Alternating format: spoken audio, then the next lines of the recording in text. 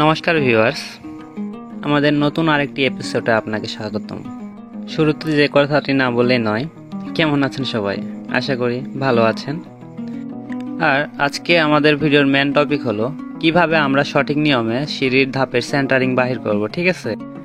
আর এটা অনেক একটা ইম্পর্টেন্ট জিনিস যেটা আপনার আমার সকলেরই প্রয়োজন। তাহলে চলুন কোনো প্রকার স্কিপ না করে মনোযোগ সহকারে পুরোপুরি ভিডিওটা দেখে নেই।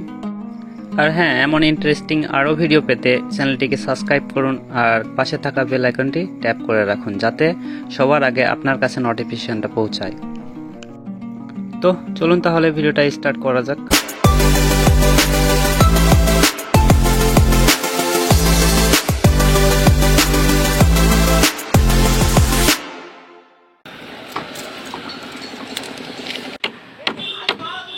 তো আমরা এই ফোরিং দিয়ে ধাপ মারবো আজকে। তো ফোরিংটা কাটা আমি দেখাই দিব। এগুলো আগের কাটা ছিল, অন্য আরেকটা সিঁড়িতে এগুলো ব্যবহার করা হয়েছিল, তো ওগুলো নিয়ে আসছি। এই যে দেখেন, এটা আমাদের এদিকে ফোরিং বলে, কিন্তু আপনাদের এদিকে কি নাম বলে সেটা কমেন্ট করে জানাবেন এটার নাম কি। তো আমরা ফোরিং দিয়ে আজকে ধাপ মেরে দেখাই দিব, ঠিক আছে? তো যেখানে দাগ দিয়ে নিছিলাম 10 ইঞ্চি মেপে, যেখানে দাগ দিয়ে নিছিলাম ওখানে এটা মারবো। তো উপরের ধাপটা আমরা মেরে দিলাম। এখানে আপনার এই ধাপটা মারতে গেলে ফোরিং দিয়ে যে ধাপগুলো মারবেন এটা অনেক সহজ হয় আর অনেক তাড়াতাড়ি কাজ আগানো যায় এটাতে। এটা হচ্ছে আপনার ওয়াটার লেভেলও করা লাগে না। আপনার এইটা যেটা তলি আছে, চকির তলি, ওই চকি ওয়াটার লেভেল থাকলেই যথেষ্ট, আর কোনো ওয়াটার লেভেল করা লাগবে না। আর আপনার এই স্লোপিংটা যেটা আছে, এই স্লোপিংটা এইটাকে সুন্দরভাবে এই লেভেল করে নিতে হবে। আর আপনারা চাইলে এটাকে ওয়াটার লেভেল করে নিন, তাহলে আরও বেশি বেস্ট হবে। তো ওয়াটার লেভেলটা করে নিন, ভালো হবে আপনাদের জন্য, ঠিক আছে? তো আমি এখানে ওয়াটার লেভেল করছি না, কারণ সুন্দর করে আমি সাইজ করে নিছি আমার মতো করে। উপরের ধাপটা মারার পরে আপনাদের যেটা করতে হবে, আপনার উপরের ধাপটা থেকে এই পর্যন্ত ফিতা ধরে শাল করে নিতে হবে। তো আমরা উপরের ধাপটা মারার পরে যেটা প্রথম ধাপ এখানে শুরু করব আপনার স্লোপিংয়ের শুরু থেকে, এখান থেকে। তো আমি এটা মেপে নেব। তো ওইদিকে আমরা 11 ধাপে কিন্তু মিল করছিলাম সিঁড়ি, 11টা ধাপ হবে। তো 11 ধাপ হলে আমার 110 ইঞ্চি দিতে হবে। হ্যাঁ, তো আমি উপরে যেহেতু একটা ধাপ মেরে দিয়েছি, ওই ক্ষেত্রে আমার এখানে 10 ইঞ্চি কম আসবে। তো আমি এখানে 100 নিচ্ছি, 100 হাফ ধরে নিচ্ছি। হাফ ধরে নিলে হবে কি, আপনার যে ধাপটা একটু 19-20 হবে ওইটা ম্যাচিং হয়ে যাবে। বিজয় একটা দাগ দে। তারপরে আপনার ওখানে দাগ দিয়ে নিতে হবে সুন্দর করে একটা।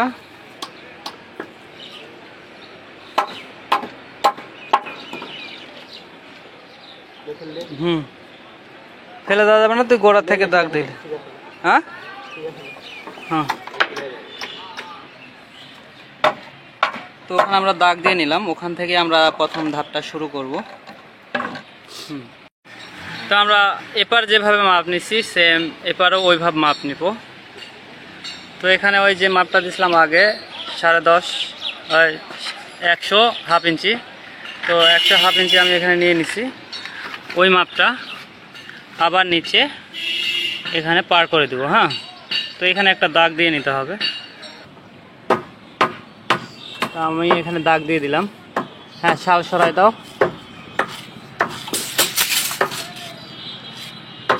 এই যে প্রথম ধাপটা এখানে মেপে নিলাম। তো ফোরিংটা মারতেছি।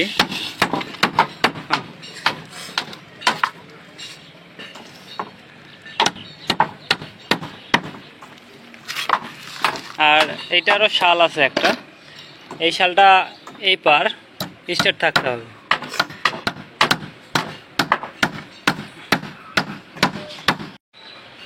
তো আমরা শাল করে মাপটা বাহির করছি, তারপরেও আবারও মাপটা বাহির করব এইটার, কারণ ওই পার এখনো মারি নাই, এই পার মারছি। ওই ক্ষেত্রে আমরা ওখান থেকে মাপ ধরে নিব এই পর্যন্ত। তো এটা আমার দেখাচ্ছে 117 ইঞ্চি, ঠিক আছে? তো আমি ওই পারও 117 ইঞ্চি পার করে নিব। তো এপারও আমি 117 পার করে নেব, একটু কম আছে।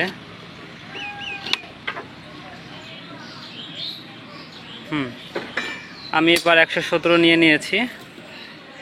আর এই যে দেখেন, এবার আমার ওই আগে যে দাগটা দিছিলাম, এই যে এখানে দেখেন ওই দাগের সাথে কিন্তু এটা ম্যাচিং আছে। এই যে দাগ এখানে দেখা যাচ্ছে হালকা হালকা, এই দাগটার সাথে কিন্তু ম্যাচিং আছে মাপ দেওয়ার পরও। তো এটাকে কাটা মেরে আটকে দেবো। আর এভাবে সিঁড়ির ধাপ মারতে গেলে আপনাদের অনেক কটা সুবিধা আছে। যেটা 2 ঘন্টা লাগবে আপনার ধাপ মারতে, সাপোজ ধরেন ওইটা আপনার আধা ঘন্টা এটা কমপ্লিট হবে। আপনাদের ওটা যদি 1 ঘন্টা লেগে থাকে, তো এই ধাপ মারাটা আপনাদের আধা ঘন্টায় কমপ্লিট করতে পারবেন। আর এখানে আরেকটা সাশ্রয় আছে আপনার, এই যে এই কাঠগুলান কিন্তু আপনার দুদিকে ডালা লাগাই দিয়ে শাটার করতে গেলে এই সম্পূর্ণ কাঠগুলান কিন্তু মাপ মতন কাটা লাগতো, কিন্তু এইভাব করে ধাপ মারলে আপনার একটা কাঠও কাটা পড়বে না। তো শুরুটাকে আমরা আটকায় নিব।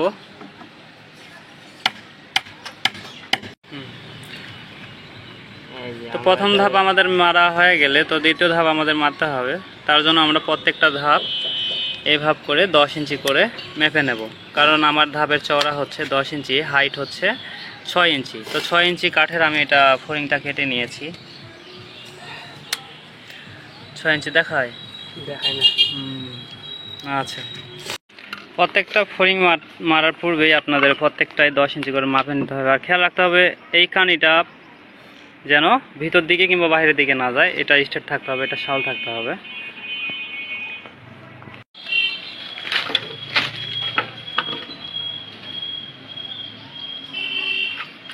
সেম ওই পাড়াও প্রত্যেকটা এভাবে করে মারে নেবেন। প্রত্যেকটা মাপ দিতে হবে, একটাও মাপ ছাড়া দেওয়া যাবে না। প্রত্যেকটা 10 ইঞ্চি করে মাপ দিবেন, তাহলে উপর পর্যন্ত গিয়ে আপনার হাফ ইঞ্চি পরিমাণও ধরা খাবেন না। ফোরিংটার মারার কোনো আলাদা প্রসেসিং নেই, সেম প্রসেসিং এর আগে যেটা দেখালাম ওই প্রসেসিংয়ে মারতে পুরোটাই মারা পড়বে। আর এই ফোরিংটা কেমন করে কাটতে হয় এটা আমি একটু পরের ভিডিওতে দেখাচ্ছি, ঠিক আছে? তো ফোরিং এখন আমরা কাটবো। তো ফোরিংটা কাটতে গেলে আপনাকে সর্বপ্রথম যেটা করতে হবে, আপনার এ মাথা মিল থাকতে হবে, স্কোয়ার থাকতে হবে, একবার স্ট্রেট থাকতে হবে। আর এটার পরে আপনারা যেটা করবেন যে 10 ইঞ্চি একটা দাগ করে নেবেন। এখানে এই জায়গায় 10 ইঞ্চিতে একটা দাগ করে নেবেন। 10 ইঞ্চি আমি এখানে দাগ করে নিছি একটা। আবারও এই পাশ থেকে ধরে এই পাশে আবারও 10 ইঞ্চি একটা দাগ করে নেবেন, ঠিক আছে? তো এখানেও করে নিলাম 10 ইঞ্চি। তারপরে এটা স্কেল ধরে এইটাকে দাগ করে নেব, ঠিক আছে? আর হ্যাঁ, বিল্ডিংয়ের কাজ করতে গেলে বিল্ডিংয়ের কিন্তু প্রত্যেকটারই ইঞ্জিনিয়ার থাকে। তো ইঞ্জিনিয়ার পরামর্শ একটু নিয়ে করবেন, ঠিক আছে? তাতে আপনার অনেকটা সুবিধা হবে, ভালো হবে। আর আমরা শুধু দেখাচ্ছি মিস্ত্রিদের কোন প্রসেসিংয়ে কাজ করে, এই প্রসেসিংটাই আপনাদের মাঝে তুলে ধরতেছি। এতে আপনাদের কিছু একটা হলো উপকার আসবে।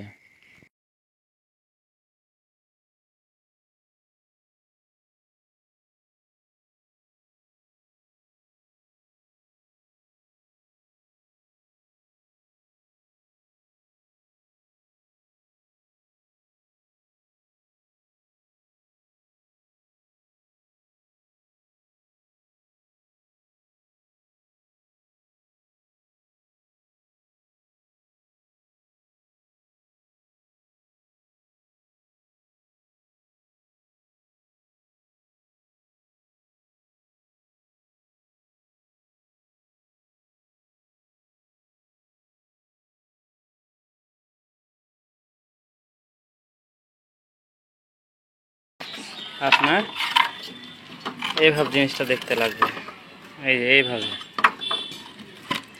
তারপর এখান থেকে ধরে এটাকে আমরা আড়ি দিয়ে কেটে নেব, ঠিক আছে?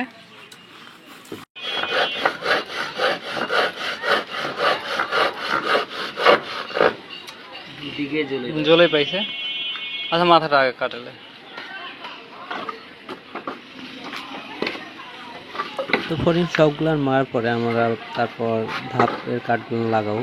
তো ধাপের কাঠগুলো লাগানোর জন্য সর্বপ্রথম আসলে যে কাজটা করতে হবে, সর্বপ্রথমে যে ধাপটা শুরু করবেন ওইটাকে দুমুড়া ওয়াটার লেভেল করে নেবেন।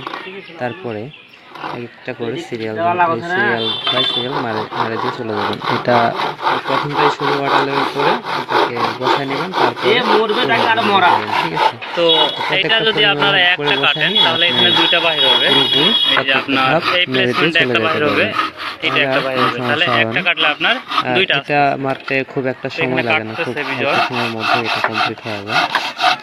আমার বেশিটা ধাপ মারতে গেলে আমার ওই যে ধরুন কাটা সহ 45 মিনিটের মতো লাগছিল এটাতে।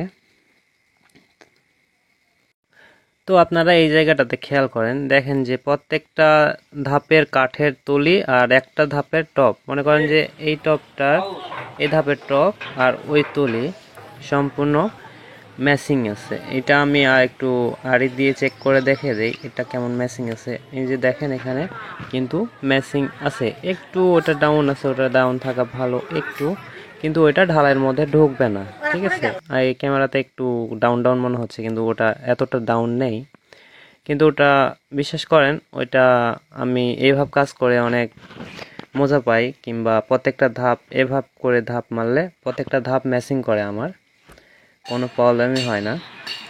তো আশা করি আপনারাও যদি এভাবে করে ধাপ মারেন তো আপনাদেরও খুব সুন্দর লাগবে বিষয়টা। আর উপর পর্যন্ত এই নিচ থেকে উপর পর্যন্ত গেলে অনেকেরই দেখা যায় যে না আমার উপরে হয়তো ধাপ কয়েক ইঞ্চি শর্ট পড়ছে কিংবা কয়েক ইঞ্চি বেশি পড়ে গেছে, কিন্তু এটা সুন্দরভাবে আপনারা প্রত্যেকটা ধাপে ধাপে যদি ক্লিয়ারভাবে মারি দিয়ে চলে যেতে পারেন তাহলে উপর পর্যন্ত গিয়ে আপনারা আশা করা যায় এই ধরাটা খাবেন না, ঠিক আছে। তো এটা আমরা ঢালাই চালু করব।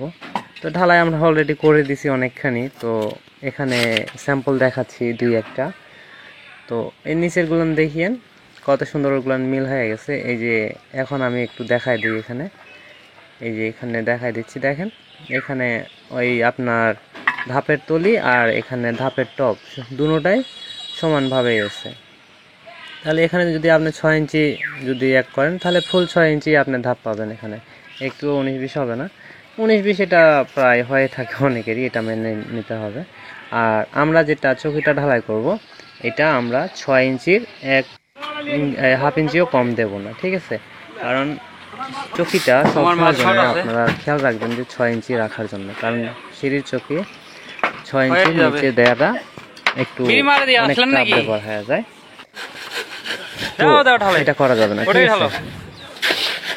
আজকের ভিডিওটা এই পর্যন্তই ছিল, আমরা ভিডিওটা আজকে শেষ করতেছি, আবার দেখা হবে নেক্সট ভিডিওতে আগামীতে। তো ততক্ষণ পর্যন্ত ভালো থাকুন, সুস্থ থাকুন এই কামনায় আবারও বলছি বাই বাই, ভালো থাকুন, হ্যাঁ।